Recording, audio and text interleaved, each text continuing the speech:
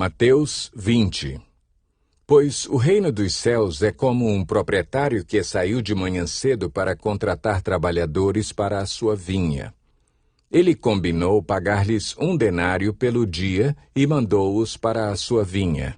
Por volta das 9 horas da manhã, ele saiu e viu outros que estavam desocupados na praça e lhes disse: Vão também trabalhar na vinha, e eu lhes pagarei o que for justo. E eles foram. Saindo outra vez por volta do meio-dia e das 3 horas da tarde, fez a mesma coisa.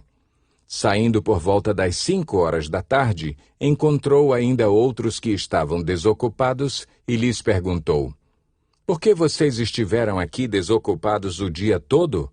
Porque ninguém nos contratou, responderam eles. Ele lhes disse: Vão vocês também trabalhar na vinha. Ao cair da tarde, o dono da vinha disse a seu administrador: Chame os trabalhadores e pague-lhes o salário, começando com os últimos contratados e terminando nos primeiros. Vieram os trabalhadores contratados por volta das 5 horas da tarde, e cada um recebeu 1 denário. Quando vieram os que tinham sido contratados primeiro, esperavam receber mais. Mas cada um deles também recebeu 1 denário. Quando o receberam, começaram a se queixar do proprietário da vinha, dizendo-lhe: Estes homens contratados por último trabalharam apenas 1 hora, e o Senhor os igualou a nós, que suportamos o peso do trabalho e o calor do dia. Mas ele respondeu a um deles: Amigo, não estou sendo injusto com você. Você não concordou em trabalhar por 1 denário? Receba o que é seu e vá. Eu quero dar ao que foi contratado por último o mesmo que lhe dei. Não tenho o direito de fazer o que quero com o meu dinheiro? Ou você está com inveja porque sou generoso? Assim, os últimos serão primeiros e os primeiros serão últimos. Enquanto estava subindo para Jerusalém, Jesus chamou em particular os 12 discípulos e lhes disse: Estamos subindo para Jerusalém, e o Filho do Homem será entregue aos chefes dos sacerdotes e aos mestres da lei. Eles o condenarão à morte e o entregarão aos gentios para que zombem dele, o açoitem e o crucifiquem. No 3º dia, ele ressuscitará. Então, aproximou-se de Jesus a mãe dos filhos de Zebedeu com seus filhos e, prostrando-se, fez-lhe um pedido. O que você quer? Perguntou ele. Ela respondeu: Declara que no teu reino estes meus 2 filhos se assentarão, um à tua direita e o outro à tua esquerda. Disse-lhe Jesus: Vocês não sabem o que estão pedindo. Podem vocês beber o cálice que eu vou beber? Podemos, responderam eles. Jesus lhes disse: Certamente vocês beberão do meu cálice. Mas o assentar-se à minha direita ou à minha esquerda não cabe a mim conceder. Esses lugares pertencem àqueles para quem foram preparados por meu Pai. Quando os outros 10 ouviram isso, ficaram indignados com os 2 irmãos. Jesus os chamou e disse: Vocês sabem que os governantes das nações as dominam, e as pessoas importantes exercem poder sobre elas. Não será assim entre vocês. Ao contrário, quem quiser tornar-se importante entre vocês deverá ser servo, e quem quiser ser o primeiro deverá ser escravo, como o Filho do Homem, que não veio para ser servido, mas para servir e dar a sua vida em resgate por muitos. Ao saírem de Jericó, uma grande multidão seguiu Jesus.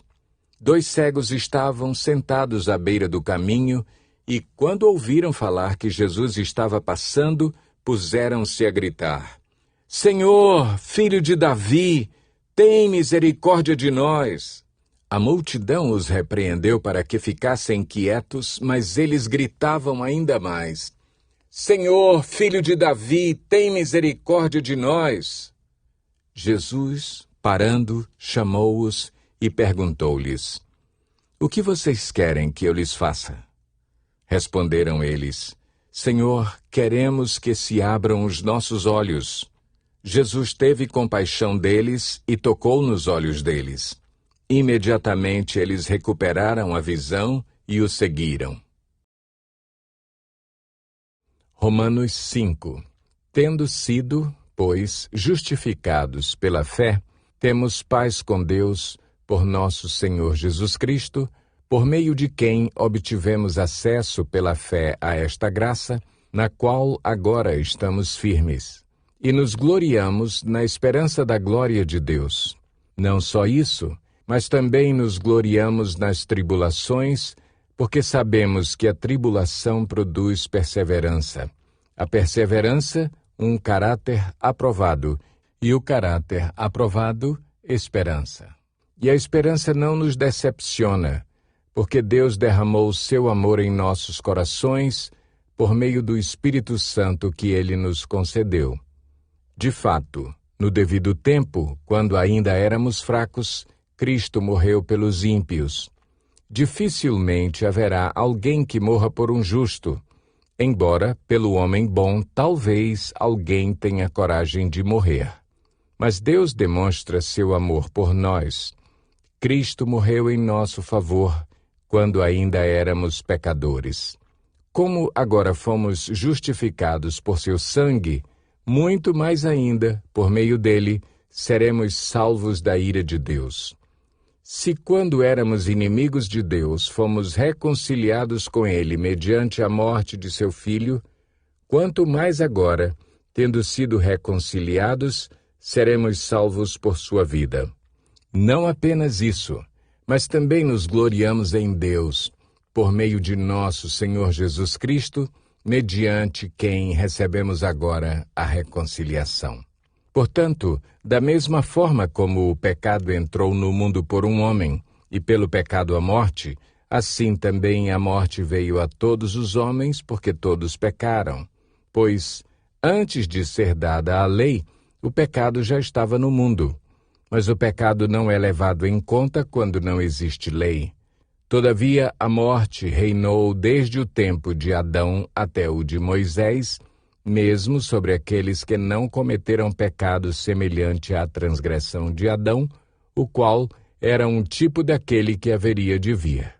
Entretanto, não há comparação entre a dádiva e a transgressão, pois se muitos morreram por causa da transgressão de um só, muito mais a graça de Deus, isto é, a dádiva pela graça de um só homem, Jesus Cristo, transbordou para muitos.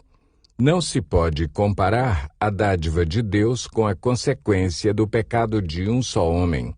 Por um pecado veio o julgamento que trouxe condenação, mas a dádiva decorreu de muitas transgressões e trouxe justificação. Se pela transgressão de um só a morte reinou por meio dele, muito mais aqueles que recebem de Deus a imensa provisão da graça e a dádiva da justiça reinarão em vida por meio de um único homem, Jesus Cristo. Consequentemente, assim como uma só transgressão resultou na condenação de todos os homens, assim também um só ato de justiça resultou na justificação que traz vida a todos os homens. Logo, assim como por meio da desobediência de um só homem muitos foram feitos pecadores, assim também, por meio da obediência de um único homem, muitos serão feitos justos. A lei foi introduzida para que a transgressão fosse ressaltada, mas onde aumentou o pecado, transbordou a graça, a fim de que, assim como o pecado reinou na morte, também a graça reine pela justiça para conceder vida eterna mediante Jesus Cristo, nosso Senhor.